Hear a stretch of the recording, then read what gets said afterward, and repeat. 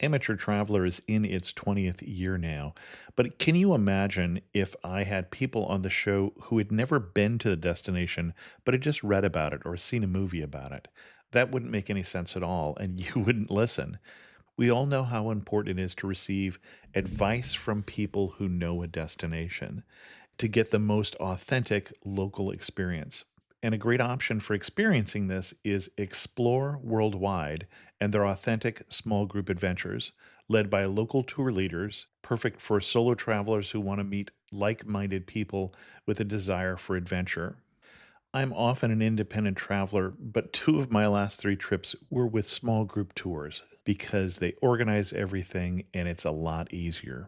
If you want to recreate the tour I did to Malta, they have a Malta and Gozo Discovery Tour. I'm intrigued by one of their tours called A Taste of Sicily. The company again is Explore Worldwide, and visit exploreworldwide.com to learn more. And thanks to Explore Worldwide for sponsoring this episode of Amateur Traveler.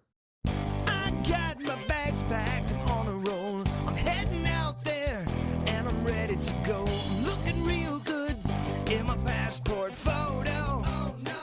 Amateur Traveler, episode 511. Today, the Amateur Traveler talks about passenger pigeons and parks, the river and the red stockings, and Chile as we go to Cincinnati, Ohio. I know that I should be heading home, but maybe not today. Welcome to the Amateur Traveler. I'm your host, Chris Christensen. Without further ado, let's talk about Cincinnati. I'd like to welcome to the show Erin Hinsen and Seth Walsh from unlockcincinnati.org, come to talk to us about Cincinnati. Welcome to the show.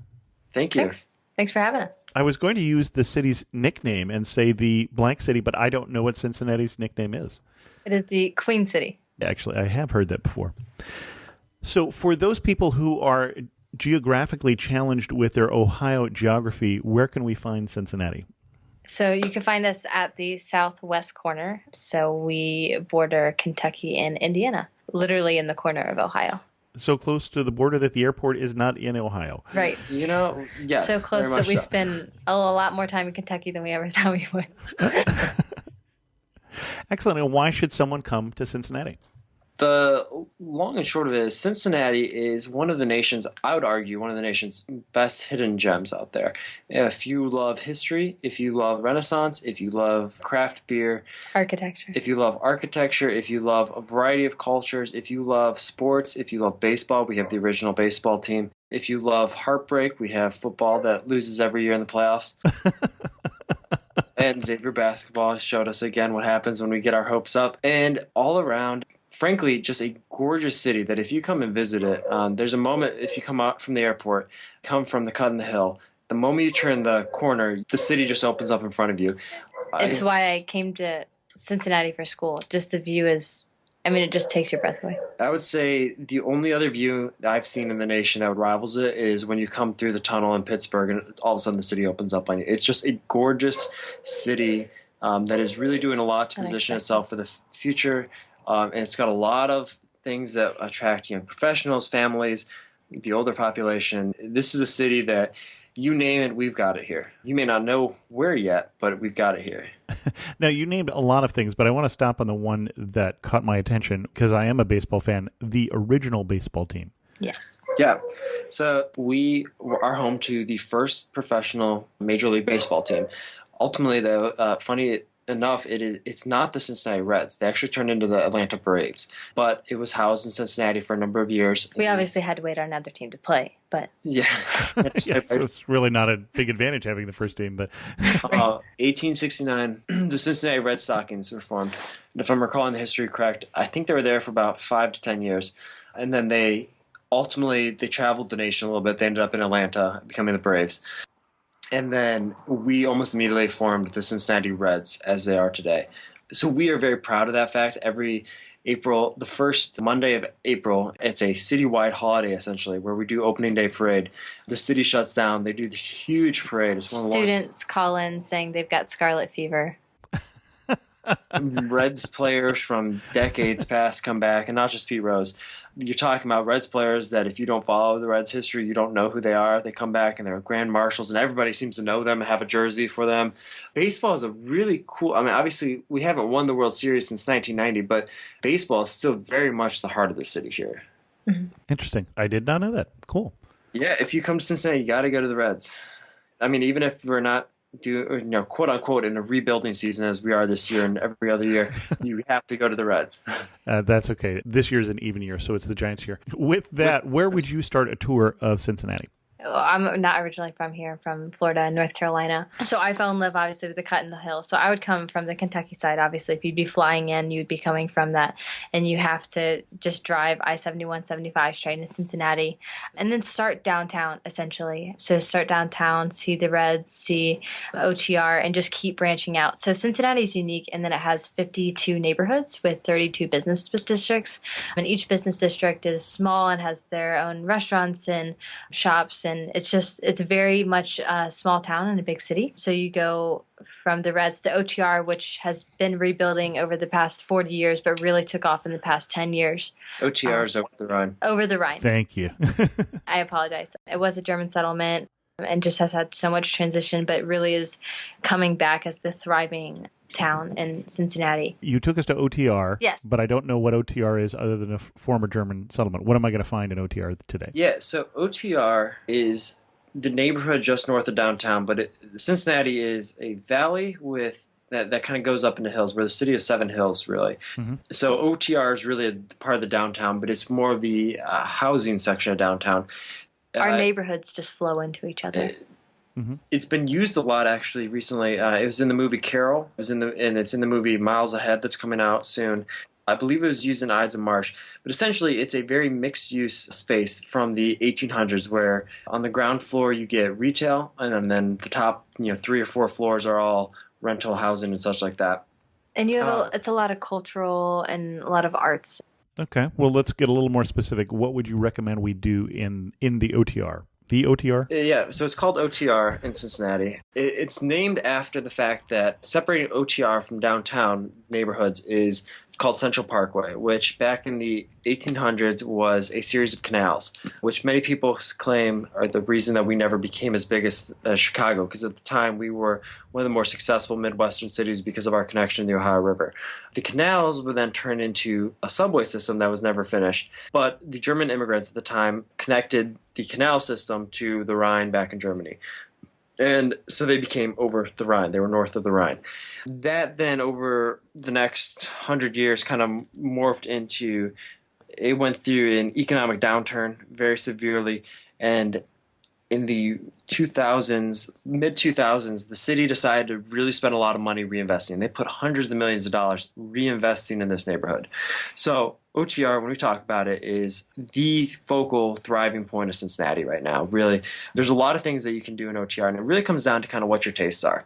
If you're the type of person that wants to go to a brewery, OTR is packed with breweries that go from Rheingeist, which is one of the most popular craft breweries in Cincinnati. So we are very IPA heavy, though. So if you don't like IPAs, like I don't like IPAs, probably don't want to swing by there. Although it's a cool environment, even if you don't like IPAs, but it's very IPA heavy. Then you can go to the Taft Ale House, which is an old church that's been transformed. Taft as in named after our former president? Yes, who is from Cincinnati and accepted the presidential nomination downtown.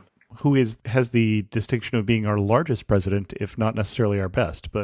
And also the distinction of being the only president to serve as Chief Justice as well. That's true. She was a good Chief Justice, from what I understand. Yes, that's about as far as my knowledge on that goes. But we name a lot of things after Taft here in Cincinnati. So if you're a young family in Cincinnati, say you've got kids, or you're like us and you only have dogs at this point that we consider our kids. You got Washington Park, which the city just spent a lot of money renovating. It's got spray parks. It's got a huge green space. It's got an amphitheater for musical selection.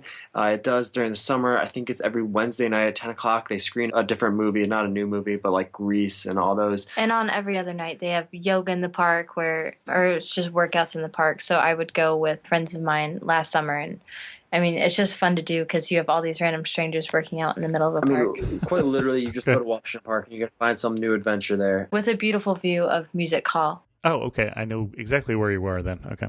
If you're a food connoisseur, the other thing OTR offers you is the just delicious restaurants. It's got one place called the Senate that serves exclusively hot dogs, Gourmet hot dogs. gourmet hot dogs, which are probably the best hot dogs you'll ever taste in your life. Erin's a vegetarian, and she loves going to the Senate because they offer great veggie dogs. The Eagle, which serves pretty much exclusively gourmet chicken. There's a place called Holtman's Donuts, which is some of the best donuts you're going to taste in town. And they're all within like a 2-block radius of each other. So Seth uses Holtman's Donuts to propose. So. yeah. They're that good at donuts, really, was what you're telling me. Yes. Yeah. But the beauty of Over the Rhine is everybody who's grew up, watching Spider-Man and seeing those grungy apartments and being like, man, I just want to live in a city.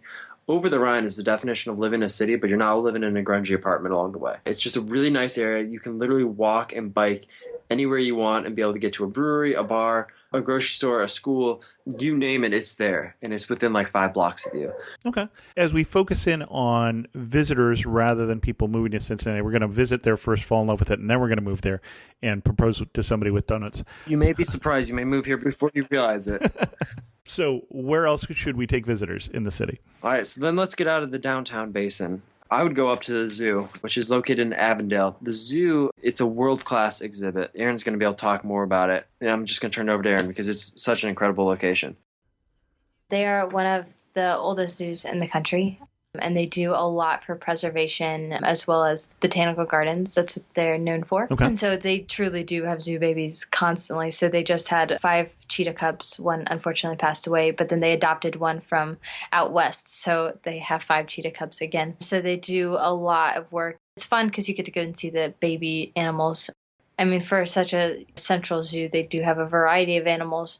And then they have a festival of lights if you're there in the winter. And so obviously it's cold and the animals aren't out. They have one of the best light shows in the country. So you can go there, rain, shine, winter, and obviously it does get cold in Cincinnati. So if you're going to go in the winter, you definitely want to bundle up. I took Seth there on a date and gave him a baseball hat in the winter last year, and he was not thrilled. So definitely. Yeah, I mean, the zoo, it's so rich in history. You could spend an entire day at the zoo and learn a lot about the history of not only Cincinnati, but zoology, etc. I mean, Cincinnati is home to the last passenger pigeon, which died, I think, in 1912. We had a rhino. Erin knows. Oh, more, we do. I think it was a Sumatran rhino. We had which is one of the most endangered species in the world. That the Cincinnati Zoo is one of the only in the nation to be trusted with it, and they've recently shipped it back to Indonesia to try to help it mate and save the population.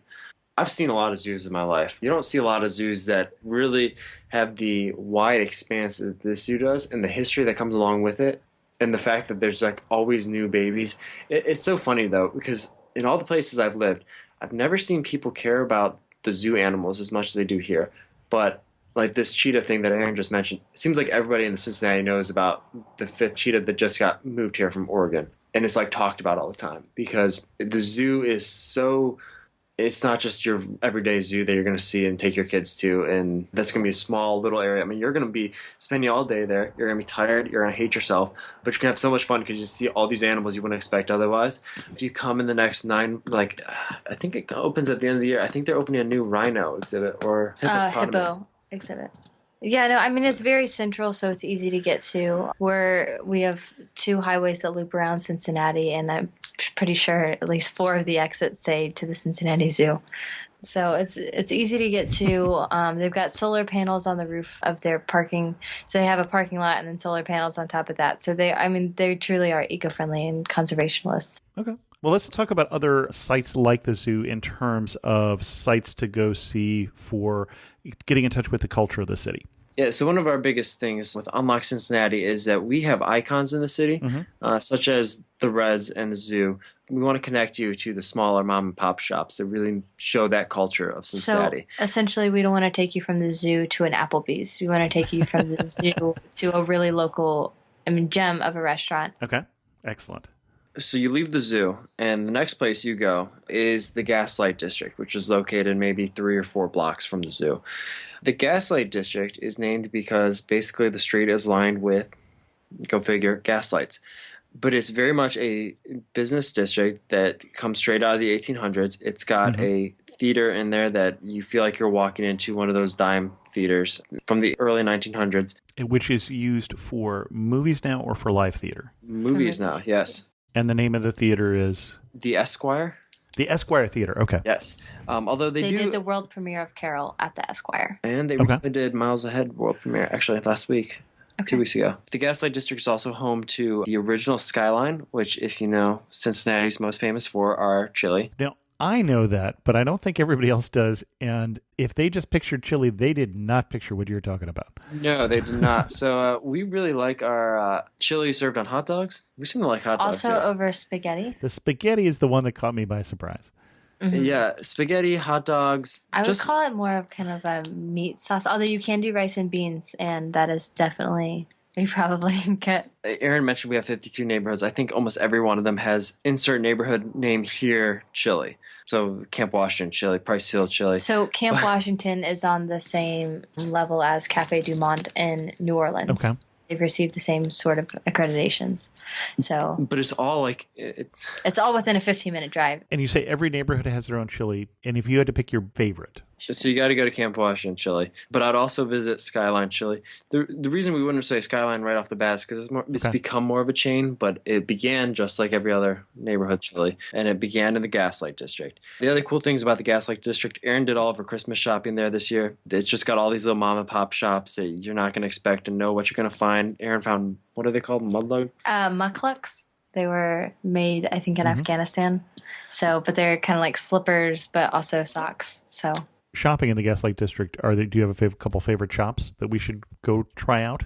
Yeah, there's kind of a African heritage store. The owner's from Kenya, and so it's called Kilimanjaro. Okay, which is actually in Tanzania, but right. But I walked in just kind of expecting to browse around. Seth's mom loves elephants, so I figured I was going to find something elephantish, but ended up shopping a lot more in there than I expected. And then there are a lot of kind of winter clothing shops, which I always find to be fun because who doesn't like another warm blanket?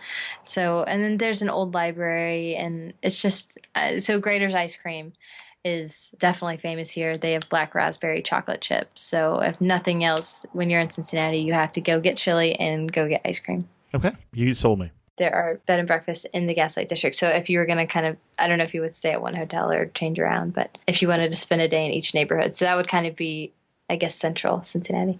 Okay. Gets you kind of central northern Cincinnati. So we move on from the Gaslight District, and what I'm gonna detour off my list I've scribbled out here. We'd go to the Museum Center next. Okay. The Museum Center, I would venture to guess you know exactly what it looks like because it is actually the model for the Hall of Justice from the Justice League. Yeah. Okay. Yeah, I bet you didn't think that place was real. So basically, the Museum Center it began as a terminal for the trains and the different metros that were coming through there. It's evolved over the years, gone through ownership as the rail lines have died down. So, I mean, obviously, so soldiers left for World War II from the Museum Center. It wasn't the Museum Center at the time. It was Union Terminal. And it's still Union Terminal, but it's now, since the 80s, I believe, it's become the Cincinnati Museum Center. So you can walk through, see the history of Cincinnati, see a national history exhibit. It still does, I believe Amtrak still comes there like 2 o'clock in the morning, some really weird time. It just travels through, stops there real quick. It also does, I believe, it does some Metro, and I think it does a Greyhound. Yeah, I think so. But the really cool part about it is as the Justice League takes off in the next few years, you're going to want to see the Museum Center because it is literally the Hall of Justice. And the reason because of that is the people that did the comics were stationed in Cincinnati at the time. And so they needed a model. The Museum Center is kind of the model and the focal point of Cincinnati once you live here. And so they based it off of that. And now it's kind of taken on its life of its own. It's going to be really cool. There's people in Cincinnati really hoping that the Justice League films there. But you never know. I mean, it's a little different. That's right, in that you kind of have to do Cincinnati in sections. So kind of go like the South Central and then North Central. So the Museum Center would be more to the left side of Cincinnati or the west side of Cincinnati. And I think that the west side definitely has some beautiful areas. So we are known for our parks as well. We're known for a lot of things. I mean, this is what Seth means by the gem. So I'm from North Carolina, and you can go hiking, and, you know, there are creeks and rivers and everything. So I came to Cincinnati thinking it's Ohio, but I mean, I knew nothing about Ohio, but you can go kayaking and you've got these beautiful parks and hills and valleys. And so it truly does. I mean, anything you could think that you'd want to do, we've got it here. And you say, so you're hiking, you got to give me a favorite hike. Mount Airy Forest. It is the largest park in Cincinnati. In an urban area. And an urban area. It's just... Yeah, I mean, so the cool things about Mount Airy Forest, you get hiking trails.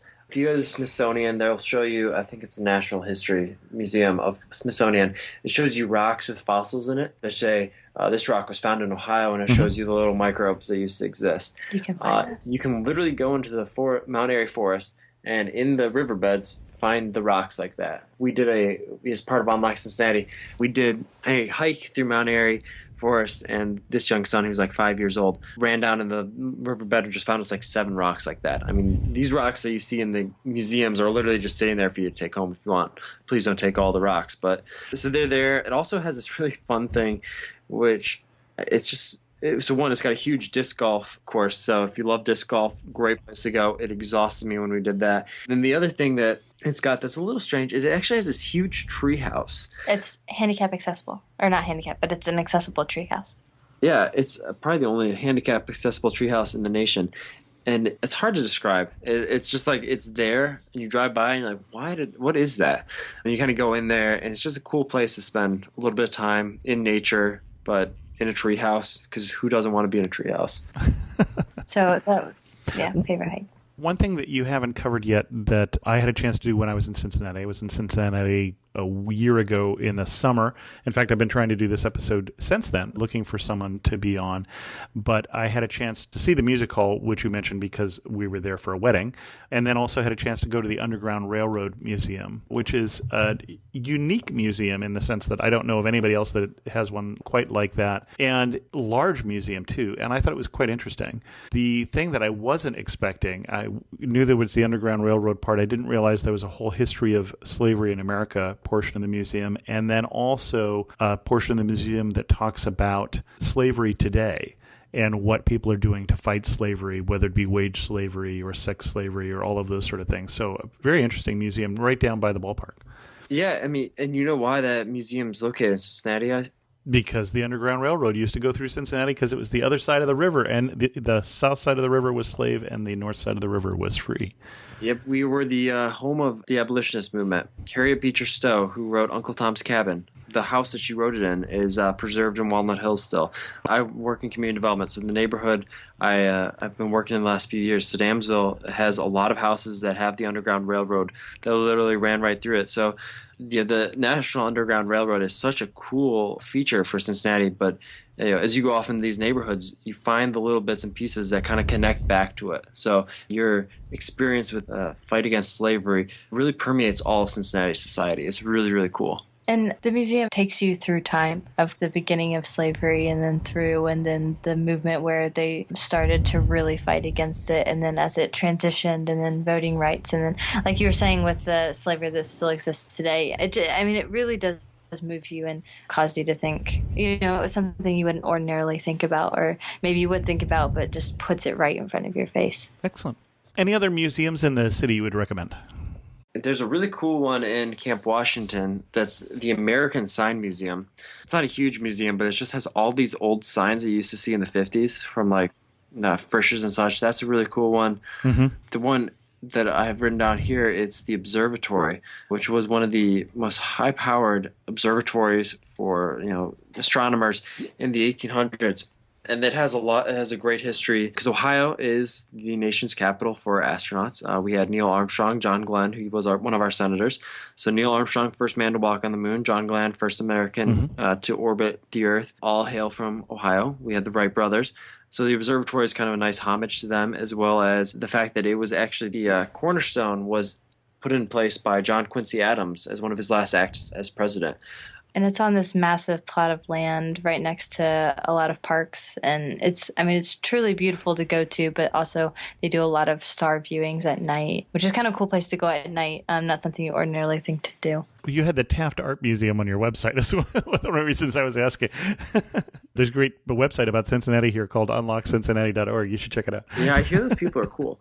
The Taft Museum was his sister? No, brother. Okay. It was President William Howard Taft's brothers old house, and they reached a point where they decided that they had a lot of money and they didn't want to just invest it in stocks. They didn't want to just buy more houses. They wanted to just go buy art. So they went and bought a lot of art around the nation, and then after they passed away, they deeded their house to become a permanent museum.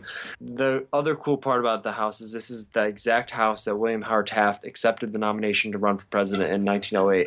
So you go in and you kind of get immediately greeted by the fact that, like, how cool is that this man who had become president of the United States, like, accepted it right here on the spot. This is where he used to stay. And then you kind of walk through and you're looking at art pieces that are 500,000 years old, all right there in front of you, just because they didn't want to invest in more real estate.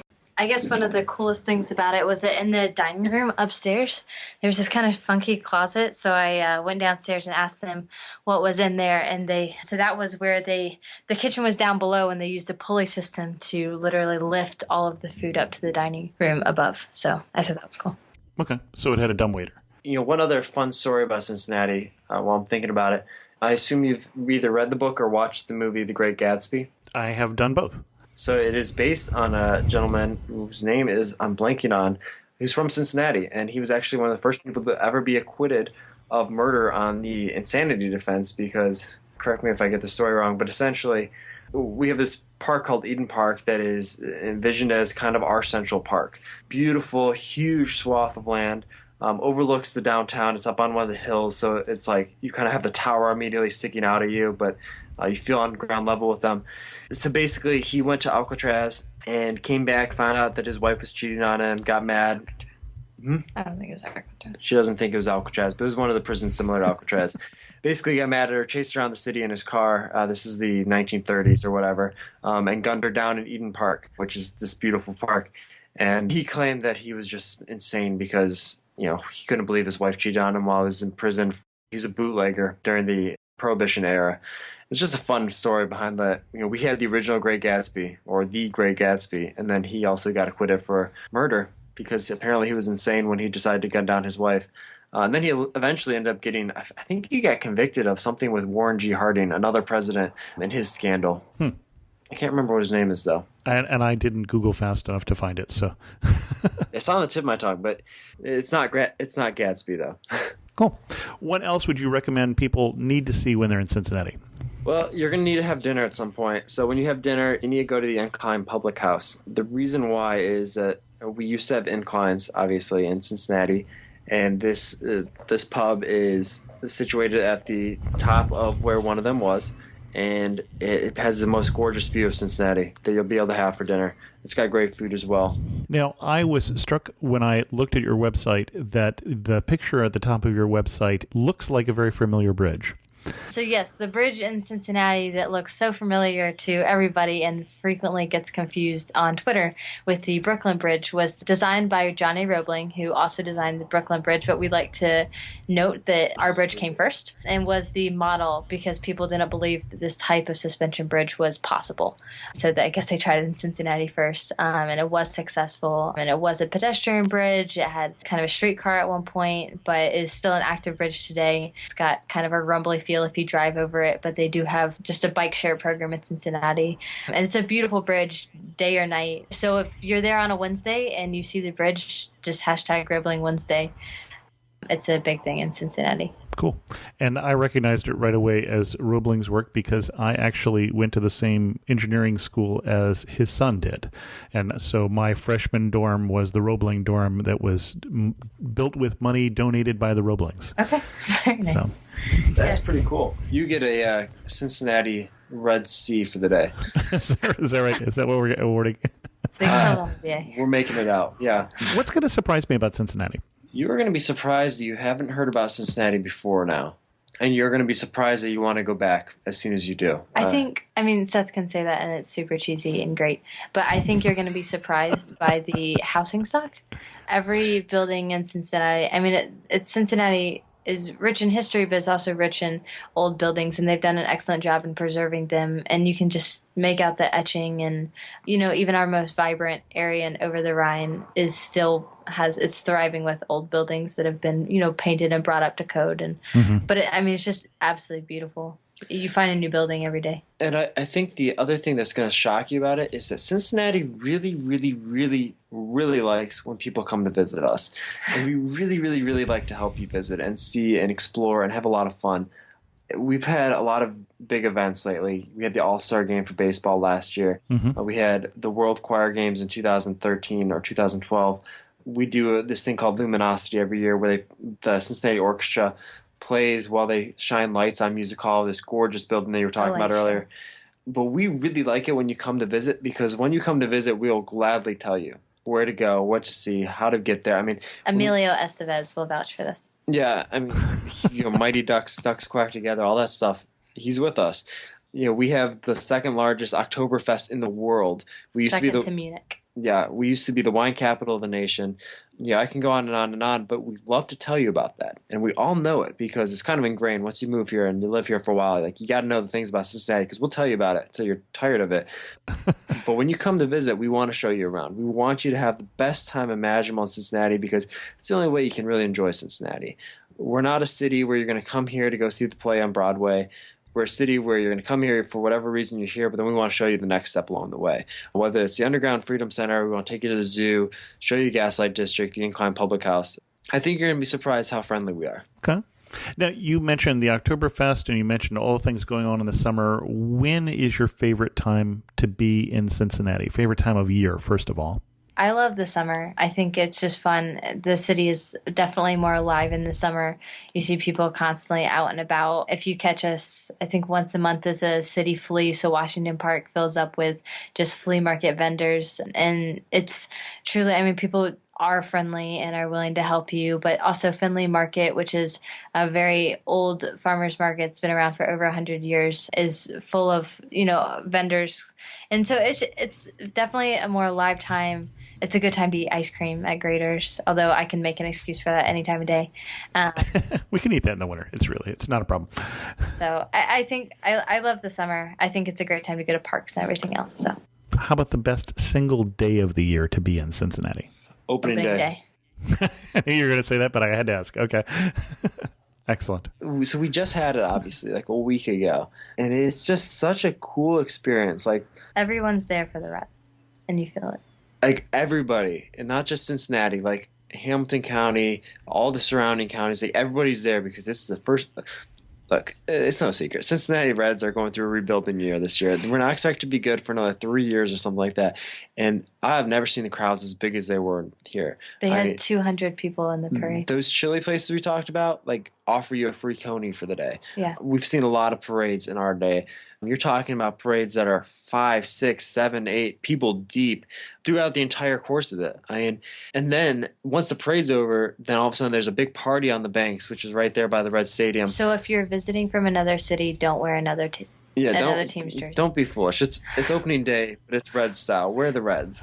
Buy a jersey if you have to. They'll be cheap at Meijer or something. Not that we encourage that, but do it. I'm going to guess, though, if I wear my Giants sweatshirt to a Reds game, I'm going to get hassled, but not in a threatening way. It better be a Cueto jersey because that's the only way it's going to be acceptable. But not on opening day. We don't accept not on opening day.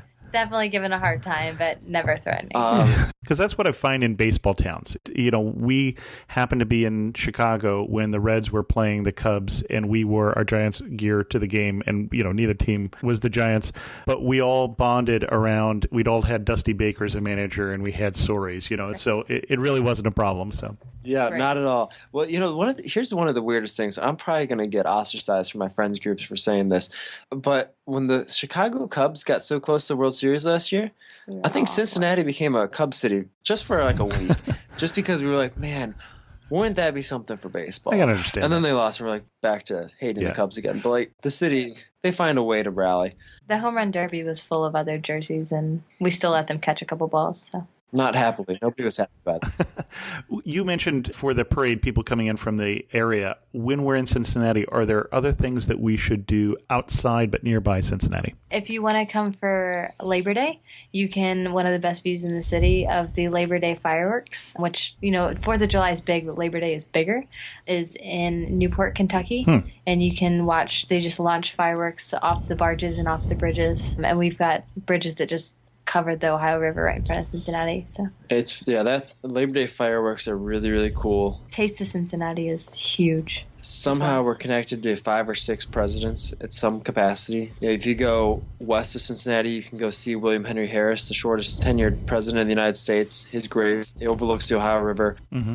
And he was the one, as I recall, who caught pneumonia from not wearing a coat at inauguration and died a month later or something. Here's a funny story about Cincinnati. This is not relevant at all to tourism, but there's a statue in a park. It's called Piatt Park. And if you're coming here in the fall, it's one of the most beautiful places you can go. It's located between 8th and, I think, Elm and Race Street, something like that, right by our city hall. And it's got the statue of William Henry Harrison on a horse.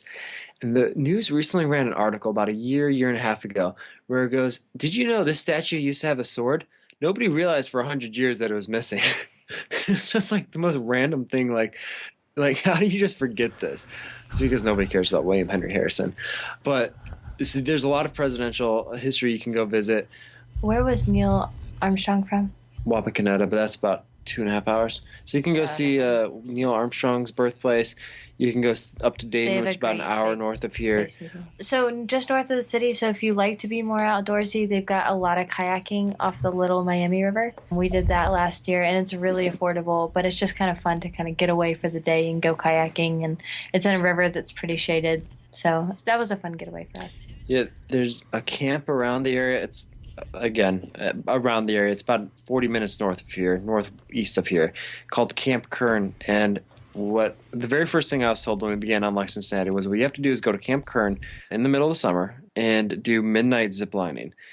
And they ban adult beverages, but apparently they don't check for it. But apparently it's one of the most fun experiences. Well, that sounds like a bad combination. Yeah, so I'm not endorsing that in any way, so nobody can take my word for it. But this is what I was told when we began Unlike Cincinnati, was you got to enjoy the experience and do midnight ziplining because it'll be one of the best times of your life.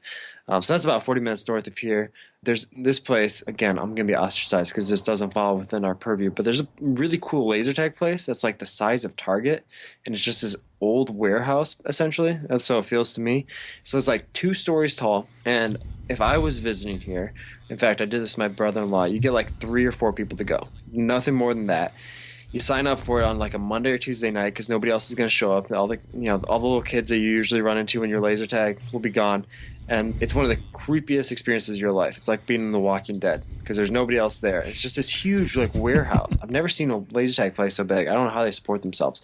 It's just a lot of fun. I'm not allowed to talk about that. Erin's going to be mad at me, but I think it's just a lot of fun. And because you get scared because you like spend 20 minutes of this game not knowing where anybody is in 1 minute of action. Excellent. Well, we're going to start wrapping up, but before we get to my last 4 questions, what else should we know before we go to Cincinnati? Bring a jacket wherever you go. Okay. It never truly, I was talking to someone about this the other day, it gets pool weather. There's always a breeze. So even if it's just a light jacket, bring a light jacket.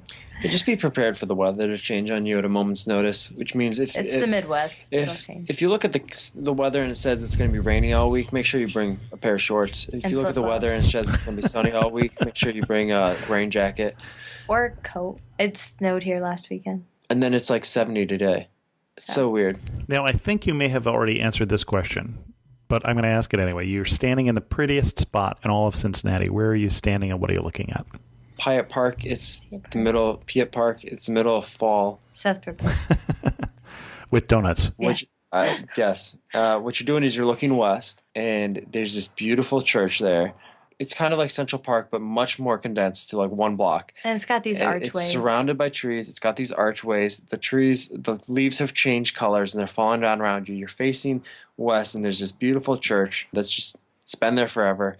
And then behind it is City Hall. And City Hall it's not the White House, but it's just gorgeous. When they built it, they'll never be able to replicate it. It'll be too expensive to ever replicate it. It's got this huge bell tower.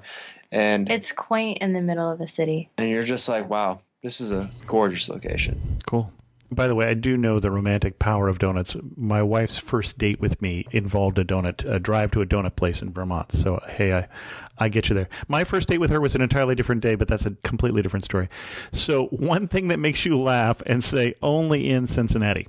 Chili. There's this really weird rivalry about the chili here in Cincinnati. I took a new coworker who just moved here. He went to Skyline one day. The next day we went to Camp Washington Chili.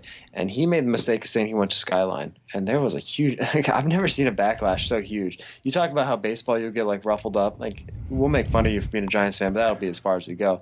They were, like, ready to throw him out because he said he went to Skyline the night before. Nobody cares that much. It all tastes the same. I'm going to get so ostracized for that. And Erin, did you have a different answer? I do, but I don't. They say please to mean, I'm sorry, I didn't hear you. So I thought that was very interesting. Last two questions. Finish the sentence. You really know you're in Cincinnati when what? When you're... When you're arguing about which neighborhood you're in. That's true. Erin just got into a fight before this with a guy because it was a civil fight. Because he claimed that he lived in our neighborhood, but he's like clearly 2 blocks past the border, and it's like not worth the time. But I think they spent like 10 minutes talking about it, debating exactly whether it was disputed territory or not. You know, you're in Cincinnati when you're talking about the neighborhoods true. like that. Is this like gang territory or something? No, that's the thing. Like nobody cares. But people get very passionate about that. Okay. Like we have these 2 neighborhoods called East and West Price Hill. I was talking to a guy that works in the neighborhood. He's like, you know, it's funny because if you do a development in West Price Hill, East Price Hill will swear that you've never done development there. But West Price Hill will be like, oh, that was definitely East Price Hill. You just can't win. Last question. You had to summarize Cincinnati in just 3 words. What 3 words would you pick? I'm going to use one as red. Okay. Outdoorsy. Okay. I'm going to go on a different thing. I mean, I definitely agree that You can have your own 3 words. You don't have to agree with them. that's fine. I can let Seth finish his third. Nobody agrees with Seth anyway. Nobody. You know, you'd be surprised how popular that statement is. But Seth, you get your 3rd word before Erin gets the last word here. Historical. Okay. And Erin, you're going a different direction. I am, because I believe in forming cohesive thoughts. In 3 words. 3 words. You got 3 words to make a cohesive I do. thought. I touched on this earlier, but everything you want. Okay. Excellent. Erin Hinsen and Seth Walsh have been our guests. Where can we hear more of your take on Cincinnati? You can hear it in our blogs on WCPO/unlock. WCPO.com WCPO. /unlock or online at www.unlockcincinnati.org. Our contact information's on there. One of the things we love to do is if you're coming to Cincinnati, feel free to shoot us an email. We'll tell you what's going on, what's to doing. Yeah, let us know how many people are in your group, and we'll make you an itinerary.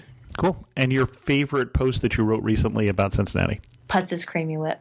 It's right by Mount Airy Forest, so after you hike all day, go get some It's a soft. family-owned ice cream shop. It's really, really cool. I really like the No Theater because there was a lot of funny behind-the-scenes stories of it's a theater, but we went for a fundraiser, and Erin ended up on stage, and she decided to play a part, and then she ended up listening to somebody that is a developer and lost out on the prize because we listened to the wrong person. And when you say the No Theater, it's KNOW. Yes. Excellent. Well, thank you both for coming on the show and telling us more about the city you love, Cincinnati. Yeah, absolutely. Thanks so much, Chris.